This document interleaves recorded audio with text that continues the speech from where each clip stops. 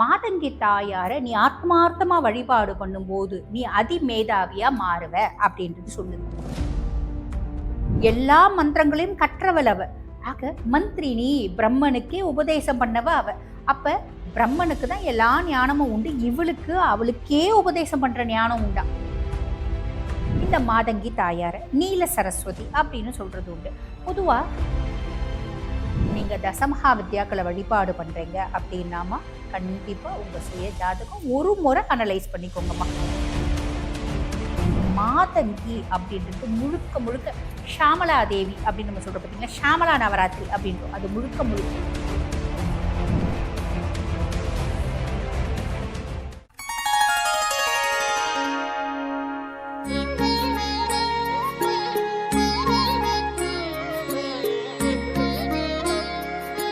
Varahi TV நேயர்களுக்கு வணக்கம். நான் டாக்டர் தீபா அருளாளன். இன்னைக்கு நம்ம என்ன ஆன்மீக தகவலை பற்றி உங்களுக்கு சொல்ல போகிறோம் அப்படின்னா, அதாவது நான் என்ன ஆன்மீக தகவலை பற்றி உங்களுக்கு சொல்ல போகிறேன் அப்படின்னா, கண்டினியூஸாக நம்ம பாருங்கள் தொடர்ந்து தசமகா வித்யாக்களோட வழிபாடை பற்றி உங்களுக்கு சொல்லிட்டு வரேன். தசமகா வித்யாக்களோட பெருமைகளை சொல்லிட்டு வரேன்.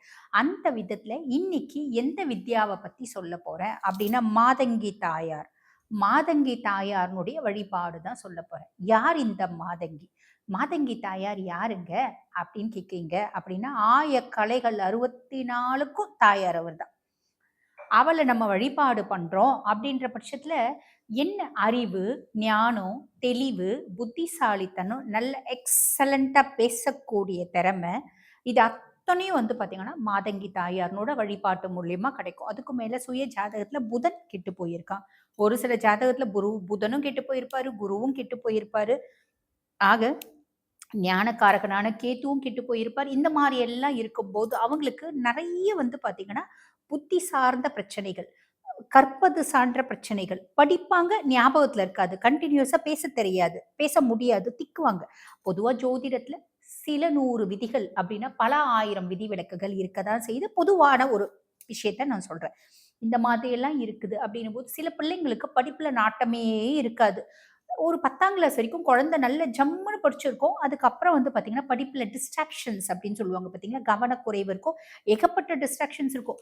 அம்மா பாருங்க ரொம்ப கஷ்டப்பட்டு பிள்ளைய எப்படியாவது டாக்டர் ஆக்கணும், பிள்ளைய எப்படியாவது கலெக்டர் ஆக்கணும், பிள்ளைய எப்படியாவது வெளிநாட்டுக்கு அனுப்பிச்சிடணும், இப்படியெல்லாம் அம்மா நிறைய யோசிச்சு படாத பாடுபட்டு பிள்ளைங்களை படிக்க வைப்பாங்க.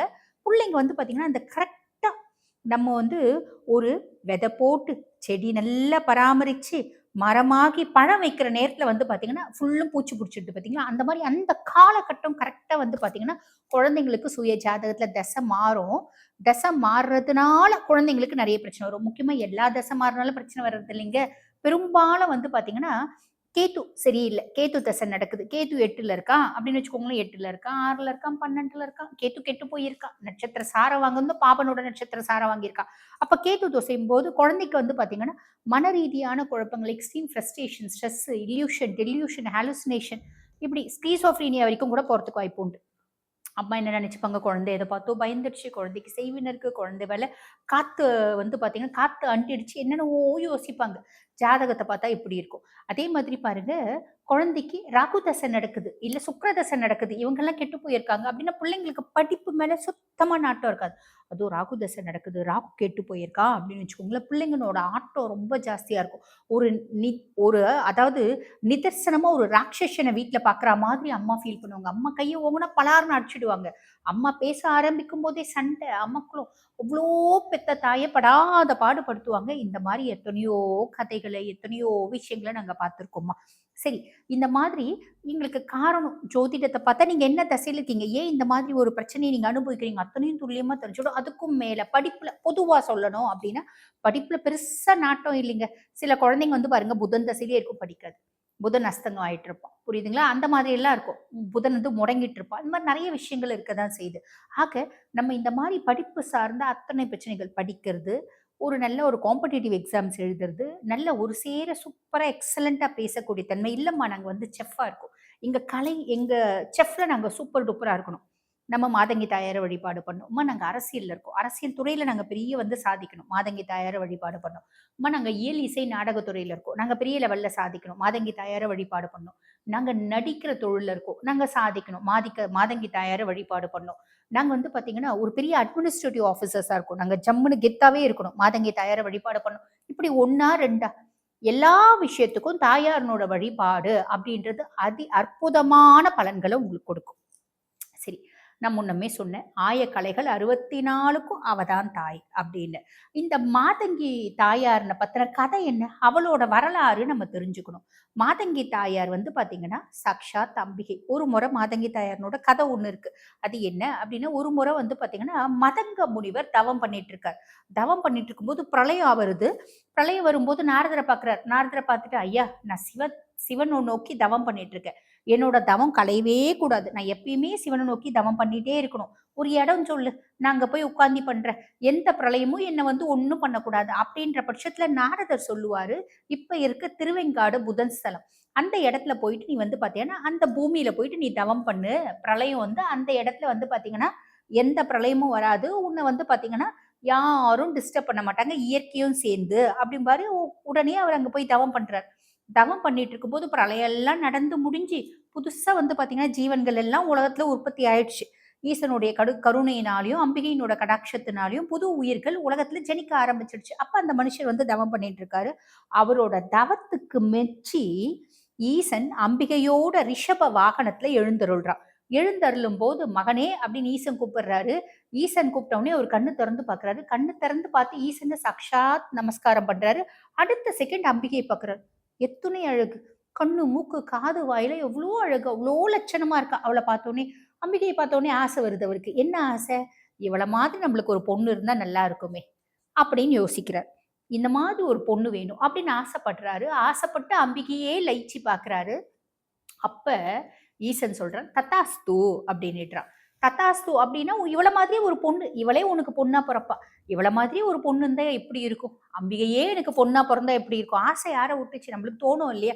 அம்பிகை பார்த்தோனே அவருக்கு தோணியிருக்கு. இவள மாதிரி நம்மளுக்கு ஒரு பொண்ணு இருந்தா எப்படி இருக்கும்? இவளே நம்மளுக்கு பொண்ணா இருந்தா எப்படி இருக்கும்? அப்படின்னு தோணியிருக்கு.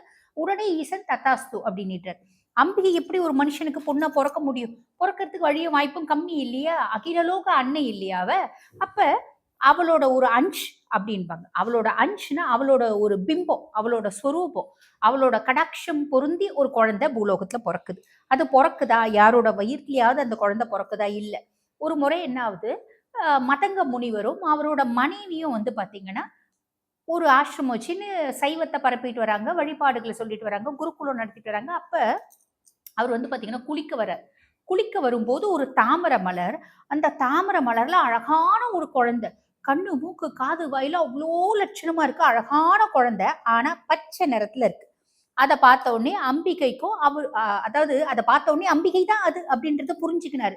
யாரு? மதங்க முனிவர். மதங்க முனிவர் வந்து பார்த்தீங்கன்னா, குளிச்சுட்டு அந்த குழந்தைய தூக்க போறாரு. அப்ப சித்கலை வந்துர்றா. சித்கலை யாரு? மதங்க முனிவரோட மனைவி. 2 பேரும் வந்து, அடடா! எவ்ளோ அழகான குழந்தை. சித்கலை வாரி அணைச்சுக்கிறா அந்த குழந்தைய. வாரி அணைச்சுக்கின்னு, அப்ப மதங்க முனிவர் சொல்றாரு, "அம்பிகையே எனக்கு குழந்தையா பொறக்கணும்னு வேண்டிட்டேன் இல்லையா? ஈசன் தத்தாஸ்துன்னு சொன்னாரு இல்லையா? தரேன்னு தந்துட்டாருடி அம்மா" அப்படிங்கிறாரு. ஆக இவங்க 2 பேரும் அந்த குழந்தைய சீரூட்டி, பாலூட்டி, நல்ல ஜம்முன்னு சீராட்டி, பாலூட்டி வளர்க்குறாங்க. வளர்த்துட்டு எல்லா கலைகளையும் அந்த குழந்தைக்கு சொல்லி தராங்க. அந்த குழந்தைக்கு பருவம் வருது. யார கல்யாணம் பண்ணி குடுக்க முடியும்? சாக்ஷாத் ஈசன தானே கல்யாணம் பண்ணி குடுக்க முடியும். அப்ப அந்த குழந்தைக்கு மாதங்கி அப்படின்னு பேர் வச்சு வளர்க்குறாங்க. அந்த மாதங்கிக்கு பேர் என்ன அப்படின்னா மந்த்ரினி. மந்த்ரினி அப்படின்றது அந்த குழந்தைக்கு பேர். எல்லா மந்திரங்களுக்கும் தலைவி அவ. எல்லா மந்திரங்களையும் கற்றவள் அவ. ஆக மந்த்ரினி பிரம்மனுக்கே உபதேசம் பண்ணவ அவ. அப்ப பிரம்மனுக்கு தான் எல்லா ஞானமும் உண்டு. இவளுக்கு அவளுக்கே உபதேசம் பண்ற ஞானம் உண்டா. ஆக இவள மந்த்ரினி அப்படின்னு சொல்லிட்டு வளர்க்குறாங்க. உரிய காண வருது. ஈசனுக்கு தானே திருமணம் பண்ணி கொடுக்கணும். ஆக இந்த முனிவர்கள் எல்லாம் கைலாயத்துல போய் ஈசனை பார்க்குறாங்க. ஐயா என் பொண்ணு வந்து திருமணம் பண்ணிக்கோ அப்படின்னு. ஈசன் நான் வரேன். நான் வந்து பார்த்தீங்கன்னா, சிவகணங்களோட வந்து உன் பொண்ண முறைப்படி கல்யாணம் பண்ணிக்கிறேன் அப்படின்னு சொல்லி அனுப்புறாரு. அப்ப அந்த திருமணம் வந்து பார்த்தீங்கன்னா, திருவேங்காடு ஸ்தலத்துல நடக்குது. அப்ப நடக்கும்போது தேவேந்திரன் கேட்கிறானாம். தேவேந்திரனும், இந்திரர்களும் மாப்பிள்ளைக்கு என்ன வரதட்சணை குடுக்குறீங்க? அப்படின்னு. அப்ப மதங்க முனிவர் சொல்லுவாரு, "எனக்கு ஏது வரதட்சணை? என்கிட்ட ஏது காசு? என் கண்ணா இருக்கிற என் பொண்ணையே வந்து நான் வந்து ஈசனுக்கு கொடுக்குறேன் அப்படின்னு சொல்லும்போது எல்லாரும் எள்ளி நகைக்கிறாங்களாம். எள்ளி நகைக்கும் போது ஈசன் சொல்றாராம், நந்தியம்பெருமாள் கிட்ட சொல்றாரு, நந்தியம்பெருமாளே போ, நந்தி போப்பா, போயிட்டு கைலாயத்துல இருக்கிற நகை பொண்ணு பொருள் எல்லாம் கொண்டாந்து நீ மதங்க முனிவர்கிட்ட கொடு. இவ்வளோ அழகான பொண்ணு, அவரோட கண்ணையே நம்மளுக்கு வந்து பாத்தீங்கன்னா ஆசை ஆசையா வளர்த்த பொண்ணு எனக்கு திருமணம் பண்ணி பிரிஞ்சு இருக்க போறாங்க இல்லையா, அதுக்காக அவங்களுக்கு நீ வரதட்சணை கொடு அப்படின்றாங்க. இப்பதான் நம்ம எல்லாம் வந்து வரதட்சணை வாங்குறது குற்றம் அப்படின்றோம், தப்பு அப்படின்றோம், வாங்கக்கூடாது அப்படின்றோம். எப்பயோ ஈசன் வந்து பாத்தீங்கன்னா வரதட்சணை வாங்கக்கூடாது அப்படின்றதையும் நமக்கு சொல்லியிருக்காரு. அதே மாதிரி பொன் வீட்டுக்காரங்களுக்கு ஆசை ஆசையா வளர்த்த பொண்ணு நம்மளுக்கு கல்யாணம் பண்ணி கொடுக்கறதுனால அவங்களுக்கு வரதட்சணை கொடுத்து நம்ம பிள்ளைய கல்யாணம் பண்ணிக்கலாம் அப்படின்றதும் அவர் ஏற்படுத்தியிருக்காரு. ஆக என்ன அர்த்தம், இப்ப வரதட்சணை வேணாம் அப்படின்னு அவர் நினைச்சது வந்துச்சு இல்லைங்களா, அதே மாதிரி பொண்ணு பெற்றவங்களுக்கு நம்ம காசை கொடுத்து கல்யாணம் பண்ணிக்கக்கூடிய நிலைமையும் வரும் அப்படின்றது தான் அதனோட தாற்பயம். இந்த அளவுக்கு தயாளு மனம் யாருக்கு உண்டு, என் ஈசனுக்கு உண்டு. புரியுதுங்களா? சரி, ஆக அது அவ தான் வந்து பாத்தீங்கன்னா இந்த மாதங்கி தாயார். இந்த மாதங்கி தாயார நம்ம வழிபாடு பண்றது அப்படின்றது வந்து பாத்தீங்கன்னா பிரிம் சக்திகளை நமக்கு கொடுக்கும். ட்ரெமெண்டஸ் எனர்ஜி, எக்ஸ்ட்ராடினரி நாலேஜ் அப்படின்றத கொடுக்கும். Full of knowledge. ஒரு மனுஷன் ஜீனியஸ் ஆக முடியுமா?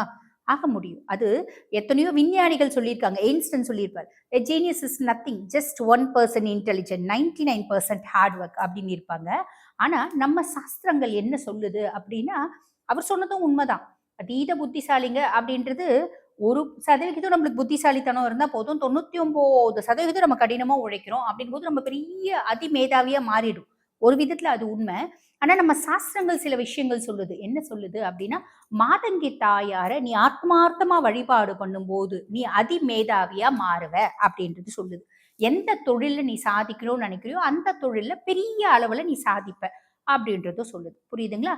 சரி, இப்ப மாதங்கி தாயார் வழிபாடு ரொம்ப வருஷமா இருந்து வரக்கூடிய வழிபாடு தான். இது தாந்திரிக வழிபாட்டுல கவர் ஆகுது.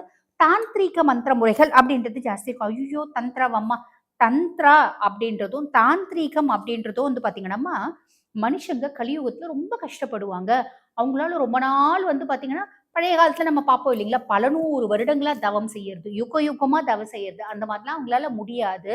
அப்ப அவங்க ஓடிட்டே இருப்பாங்க. சட்டுன்னு வழிபாடு பண்ணணும், பட்டுன்னு அவங்களுக்கு பலன் கொடுக்கணும் அப்படின்றதுக்காக நிறைய மந்திரங்கள் ஈசன் சொல்ல அதர்வன மகரிஷி எழுதுனதுதாம்மா வந்து பாத்தீங்கன்னா அதர்வன வேதமே. அப்ப ஈசன் வந்து மக்களுக்கு கெட்டது அப்படின்னு ஏதாவது செய்வாரா? கெடுக்கிறதுக்கு ஏதாவது செய்வாரா? இல்ல இல்லையா? ஆக இது வந்து பாத்தீங்கன்னா இந்த தாந்திரீக சரஸ்வதி, தாந்திரிக் ஃபார்ம் ஆஃப் சரஸ்வதி அப்படின்னு சொல்றது உண்டு. இந்த மாதங்கி தாயார நீல சரஸ்வதி அப்படின்னு சொல்றது உண்டு. பொதுவா இந்த நீல சரஸ்வதி அப்படின்றது சிலர் வந்து பாத்தீங்கன்னா தாராவை சொல்லுவாங்க. ஒரு ஆஸ்பெக்ட்ல அந்த தாரானோட இன்னொரு ஃபார்ம் நீல சரஸ்வதி. ஆனா மாதங்கி அப்படின்றது முழுக்க முழுக்க ஷாமலா தேவி அப்படின்னு நம்ம சொல்றோம் பாத்தீங்களா, ஷாமலா நவராத்திரி அப்படின்றோம். அது முழுக்க முழுக்க மாதங்கி தாயாருக்கான நவராத்திரி. புரியுதுங்களா? ஒரு சிலது வந்து பாத்தீங்கன்னா நீல சரஸ்வதி அப்படின்னு நம்ம வந்து மாதங்கியும் சொல்லுவாங்க. சரி, எல்லாம் சேர்த்து இப்ப வந்து பாத்தீங்கன்னா தாரா தனி, இப்ப மாதங்கி தனி. மாதங்கினோட அவதாரம் அப்படின்றது தனி. ஆய கலைகள் 64க்கும் இவதான் தாய். என்ன கலை இருக்கு? எத்தனையோ கலைகள் இருக்கு இல்லைங்களா? அதாவது இந்த வீணைய வாசிக்கிறது முதல் கொண்டு, பாடல் பாடுறது முதல் கொண்டு, நாட்டியம், படிப்பு, அதுக்கும் மேல கூடு விட்டு கூடு பாயறது, எத்தனையோ கலைகள் இருக்கு. அத்தனைக்கும் தாய் தான் தேவி. சரி, இப்ப நீங்க சொன்னது புரிஞ்சிடுச்சு. இது வந்து பாத்தீங்கன்னா ராவணன் சம்ஹிதையில ரொம்ப அழகா மாதங்கி தாயாரை எப்படி வழிபாடு பண்றது, எப்படி வழிபாடு பண்ணும், எப்படி வழிபாடு பண்ணும் போது என்னென்ன மாதிரி பலன்கள் அப்படின்றது ஸ்பூன் ஃபீட் மாதிரி கொடுத்திருப்பாரு. நம்மளுக்கு குழந்தைங்களுக்கு சாப்பாடு எப்படி ஊட்டி விடுவாங்க அந்த மாதிரி ஞானத்தை ஊட்டி இருப்பாரு நம்மளுக்கு வந்து பாத்தீங்கன்னா ராவணன். சரி, இப்ப இந்த மாதங்கி தாயார நிறைய விதமா வழிபாடு பண்ணலாம். ஆனா நான் எப்பயுமே சொல்றதுதாம்மா, நீங்க தசமகா வித்யாக்களை வழிபாடு பண்றீங்க அப்படின்னாமா கண்டிப்பா உங்க சுய ஜாதகம் ஒரு முறை அனலைஸ் பண்ணிக்கோங்கம்மா. தாராளமா வழிபாடு பண்ணலாம். எப்படி அப்படின்னா சாத்வீக ரீதியா சங்கல்பம் எடுக்காம வழிபாடு பண்ணணும். அப்ப சங்கல்பம் எடுக்காம சாத்வீக ரீதியா எப்படி வழிபாடு பண்ணலாம் அப்படின்னா, இப்ப மாதங்கி தாயார்னோட போட்டோ சரிங்களா வச்சு, இல்ல அப்படின்னா நம்மளுக்கு பிரம்ம வித்யாம்பிகை திருவெங்காடு ஸ்தலத்தினோட அம்பிகை, பிரம்ம வித்யாம்பிகை, பிரம்மனுக்கே உபதேசம் பண்ண அம்பிகை அவர். அவளோட போட்டோ, அவ மாதங்கி தாயார்னோட சுரூபம் தான், அவளோட போட்டோ. புரியுதுங்களா? அதை வச்சு நம்ம வந்து பாத்தீங்கன்னா வழிபாடு பண்ணலாம். இல்ல மதுரை மீனாட்சி அவள வச்சு வழிபாடு பண்ணணும். இல்லன்னா ஷியாமளா. நம்மளுக்கு மாதங்கி ஃபோட்டோவே கிடைக்கும். போய் நீங்க வச்சுக்கணும். இப்ப என்னன்னா, அந்த ஃபோட்டோவ நம்ம வச்சுக்கணும். வச்சுட்டு அந்த தாயாருக்கு வந்து பார்த்தீங்கன்னா, நம்மளுக்கு சிவப்பு நிற மலர்கள் போட்டு ஃபோட்டோ வச்சு சிவப்பு நிற மலர்கள் இல்லன்னா கலசம் ஆவாகனம் பண்ணிக்கணும். அரிசி கலசம், ஆ நீர் கலசம் வைக்காதீங்க. பூஜையும்போது திடீர்னு அந்த நீர் கலசம் ஏதோ ஒரு காரணத்தினால நம்மளுக்கு வந்து பார்த்தீங்கன்னா, கீழ விழுந்துருச்சுனா கூட மனசு ரொம்ப சஞ்சலப்படும். கஷ்டப்படும். அதனால வேண்டாம். அரிசி கலசம் வச்சுக்கோங்க.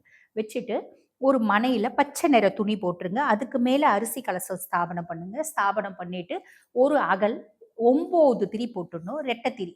9 திரி மெலிசா ரெட்டை திரியா 9 திரி போட்டுருங்க. போட்டுட்டு அதுல வந்து பார்த்தீங்கன்னா, முடியும் அப்டின்னா நெய் ஊத்தி விளக்கேத்தலாம். இல்ல அப்டின்னா, நம்மளுக்கு ஆமணக்கு எண்ணெய் அது போட்டு விளக்கேத்தலாம். இல்ல எள் எண்ணெய், நல்லெண்ணெய் போட்டு விளக்கேத்தி, தாயாரினோட மந்திரம் ஓம் ஹ்ரீம் க்ளீம் ஹூம் மாதங்கே ஃபட் ஸ்வஹா. ஓம் ஹ்ரீம் க்ளீம் ஹூம் மாதங்கே ஃபட் ஸ்வஹா. இந்த மந்திரத்த நம்ம வந்து பார்த்தீங்கன்னா, 108 முறை சொல்லி, தாயாருக்கு நிவேதனம் என்ன உங்க வீட்ல இருக்கோ, கண்டிப்பா ஆரம்பிக்கிற அன்னைக்கு ஒரு இனிப்பு அப்படின்றத நிவேதனம் பண்ணணும். நிவேதனம் பண்ணி நீங்க வழிபாடு பண்றீங்க அப்படின்னா, குழந்தைங்களுக்கு படிப்பு சார்ந்த பிரச்சனைகள், என் தொழில் ஞானத்தோட சம்பந்தப்பட்டது. இப்ப எங்க தொழில், நாங்க ஆன்மீக சொற்பொழிவு பண்றோம். அப்ப எங்களுக்கு பேச்சு திறமை வேணும். வாக்கு சித்தி வேணும். பேச்சு திறமை வேணும். மத்தவங்களுக்கு ஜாதகம் பார்க்குறோம். அதுக்கு மேல பரிகாரங்கள் சொல்றோம். வாக்கு சித்தி வேணும். ஆக இந்த மாதிரி பெர்சனாலிட்டீஸ் இந்த மாதிரி தொழில்ல இருக்கீங்க அப்படின்னா, மாதங்கி தாயார வழிபாடு பண்ணுங்க. நான் ஒரு செஃப்பா இருக்கேன். மாதங்கி தாயார வழிபாடு பண்ணுங்க. நான் முன்னமே சொன்னேன் பார்த்தீங்களா? அந்த மாரி எந்த துறைகள்ல நீங்க இருந்தாலும், அந்த துறைகள்ல நம்பர் 1 இருக்கிறதுக்கு மாதங்கி தாயார வழிபாடு பண்ணுங்க. நான் நம்பர் 1 தாம்மா இருக்கேன். புள்ளைங்க தான் பெருசா படிப்புல நாட்டம் இல்ல. என்ன பிரச்சனையா இருந்தாலும், படிப்பு சார்ந்து, ஞானம் சார்ந்து, புத்தி சார்ந்து, தெளிவு சார்ந்து, நல்ல எண்ணங்கள் சார்ந்து தாயார வழிபாடு பண்ணுங்க. நெறைய நல்லது நடக்கும்மா. நெறைய நல்லது நடக்கும். ஆ இனி வரும் பதிவுகள்ல இன்னும் நெறைய விஷயம் உங்களுக்கு ஒவ்வொரு தாயார பத்தியும் பகிர்றேன் இதே சேனல்ல. நன்றிம்மா.